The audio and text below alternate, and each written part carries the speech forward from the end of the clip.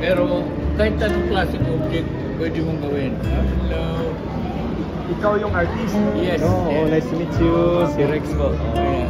Si Muhammad Gundarangin nag-promote sa amo. Oh.